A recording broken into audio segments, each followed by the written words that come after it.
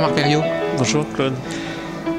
Canopé est partenaire principal, je dirais même actionnaire principal du GIP qui crée via Educ. Oui.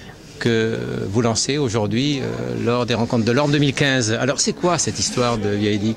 Via Educ, c'est une histoire qui remonte à plus de 2 ans et demi. On a développé dans le cadre de l'AAP numéro 2, c'est-à-dire les appels à projets numériques et e-éducation. Et on a développé un projet avec un certain nombre de partenaires. Et comme le souhaitent les investissements d'avenir, c'est un consortium à la base d'acteurs publics et privés qui se sont réunis autour d'un projet commun de se dire aujourd'hui il manque un certain nombre d'outils pour les enseignants pour permettre de valoriser leur initiative pédagogique.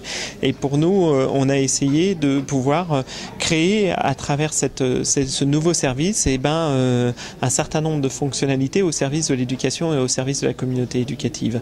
Et ce qui sont des services de socialisation, de partage de contenu, d'échange de bonnes pratiques et ainsi de suite, pour nous permettre là aussi de valorisation de ressources, pour nous permettre d'accompagner les évolutions pédagogiques, d'accompagner les pratiques pédagogiques.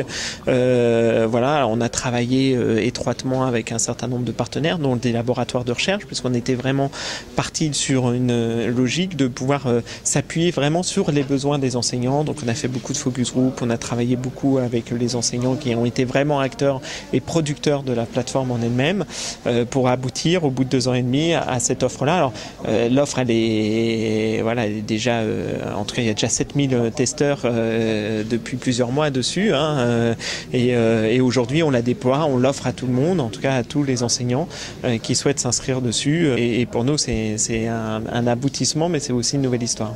Alors certains enseignants pourraient dire mais enfin de quoi se mêle l'éducation nationale, nous avons Facebook, LinkedIn, etc.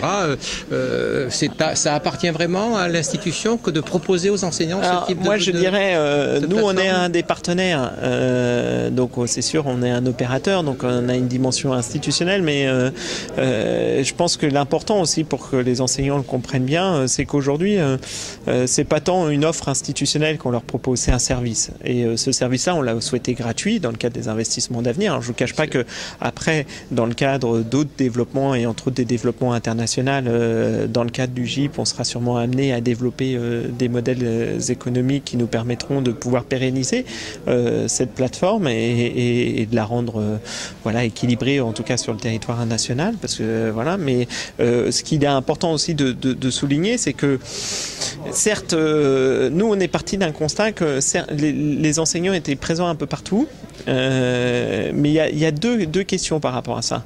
C'est que je ne suis pas certain qu'ils aient toutes les fonctionnalités au sein d'une même offre, d'accord, que ça soit du LinkedIn, que ça soit du Facebook, que ça soit un certain nombre d'autres réseaux sociaux ou du Viadeo. Chacun propose des spécificités qui ne sont pas toujours liées à la pratique pédagogique. Donc nous, on a voulu vraiment centrer là-dessus. Qu'est-ce qui servait ? Donc on a pris le meilleur d'un peu tout ça pour essayer de pouvoir offrir ce service qui doit répondre avant tout à des usages et à des attentes. Donc ça, c'est vraiment ce qu'on a souhaité mettre en avant.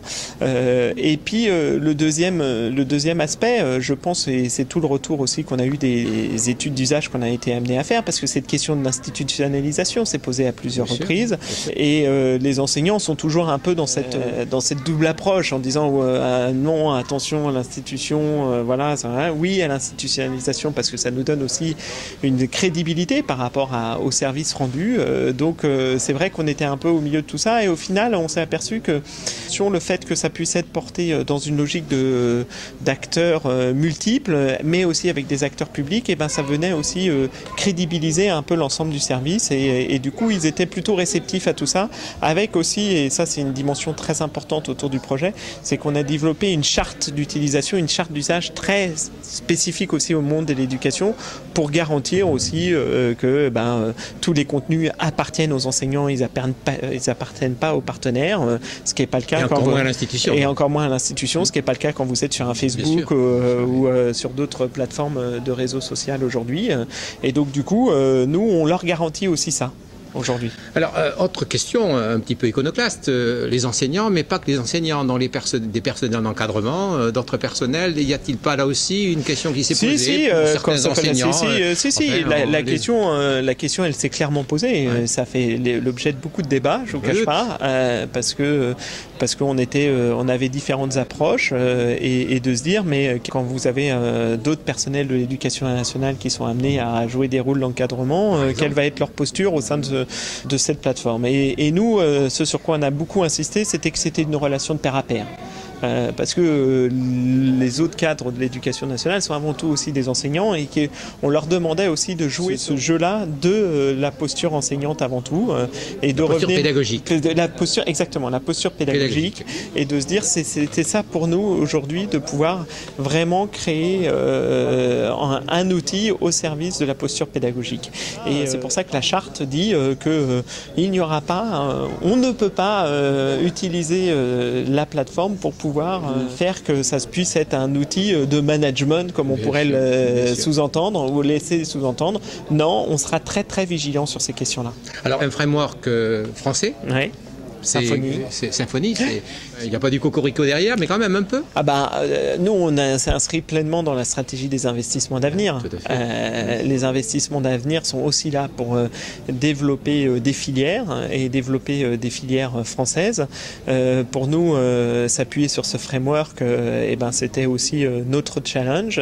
C'était aussi vraiment répondre à cet enjeu de pouvoir avoir une brique technologique nouvelle, innovante et avec un acteur français de premier plan qui est Symphonie aujourd'hui et qui nous permet aussi de pouvoir là aussi renforcer et ça sera aussi l'objet du GIP, de valoriser notre savoir-faire technologique à travers ce framework. Alors autre originalité, mais je crois qu'à Canopé vous en avez un petit peu l'habitude, l'université est présente? Oui, là pour nous c'était là aussi ça s'inscrit pleinement dans les investissements d'avenir, mais c'est vrai qu'on a développé depuis quelques années un vrai rapprochement avec le monde universitaire. On estime que c'est la recherche action, comment on est amené à pouvoir faire que tous ces acteurs de la recherche on puisse développer développer des offres ensemble. C'est vrai que Jean-François Cerisier, qui est le patron du Techné de l'Université de Poitiers, le soulignait bien. C'est quand même une vraie innovation aujourd'hui puisque le Techné va plus loin que l'expérimentation. Il nous accompagne aussi dans le GIP. Et ça, c'est aussi une nouvelle posture pour le monde universitaire. Et pour nous, c'est aussi intéressant d'accompagner ce type de partenariat. Alors Investis dans l'avenir, c'est partenariat public-privé. Les éditions Belin sont là. Deux questions. Pourquoi? Et deuxième question, n'y aura-t-il pas un jour d'autres éditeurs éventuels? Alors, quand on s'appelle les éditions Belin, on s'est rapproché d'eux et dans la logique de la création du consortium parce qu'ils avaient développé des briques très intéressantes comme le LIB, par exemple. Et ils étaient depuis longtemps, et ils étaient déjà dans une vraie approche autour du principe de granularité, de mise à disposition de ressources et tout ça. Donc pour nous, c'était ça très très très très intéressant pour nous de s'appuyer aussi sur ce type d'éditeur. Alors, il y en a plusieurs qui, bien évidemment, sont aujourd'hui amenés à pouvoir aussi effectuer ce travail-là, mais on a senti chez eux aussi cette volonté de nous accompagner dans le projet, et c'est en ça que, ils ont rejoint, et ils ont rejoint aussi le GIP. Ils n'étaient pas spécialement obligés de rejoindre le GIP. Ils ont aussi fait le choix de nous rejoindre au sein du GIP et de rejoindre le GIP. Donc pour nous, c'est là aussi s'appuyer sur des expertises et des expériences. D'autres éditeurs seront amenés aussi à pouvoir rejoindre en tant que partenaire, parce que l'enjeu de cette plateforme-là, c'est une plateforme de ressources aussi. C'est avec des fonctionnalités sociales. Donc on offrira, en tout cas on rendra visible un certain nombre d'autres ressources à travers d'autres éditeurs et l'enjeu est aussi ça. Mais ça ne sera pas du push pour les enseignants, c'est-à-dire que si l'enseignant veut aller chercher il y aura un espace dédié de ressources avec l'ensemble des partenaires, mais on ne sera pas là non plus dans une logique où on mettra à disposition systématiquement ou par des logiques de push des ressources et on obligera l'enseignant à aller sur ces ressources. Alors, le réseau d'innovation Respire, créé avec les CARDI, donc par le ministère de l'Éducation nationale, va-t-il rejoindre il a déjà rejoint. Ça fait partie de l'expérimentation. Donc, en creux, on voit bien que l'innovation est derrière. Voilà, oui, bien sûr. En fin de compte, mon discours, c'est plus que la question de l'innovation, c'est la question de l'initiative pédagogique. Fait, et donc aujourd'hui, c'est un réseau pour favoriser l'initiative pédagogique, comme le faisait aussi Respire. C'est vrai qu'il nous a semblé important à un moment donné de pouvoir fédérer l'ensemble de ces ressources-là, parce que Respire avait été à l'époque déployé par le Canopée académique de Versailles. Et donc du coup, ça nous a permis aussi de pouvoir fédérer l'ensemble de ces communautés et faire que tout le monde puisse se retrouver au sein du même offre. Alors la cible, c'est bien évidemment les 800 000 enseignants et les personnels d'encadrement, personnel d'éducation et autres, donc c'est pas loin du million. Donc. Vous êtes à 7 000, votre vision à court terme? Si on arrivait 10%, si on arrivait à 10%, ça serait déjà... Donc 70 000 à un an et demi. Oui, voilà, ça serait déjà super. Et puis on verra. On verra bien. Merci Jean-Marc. Merci, à bientôt.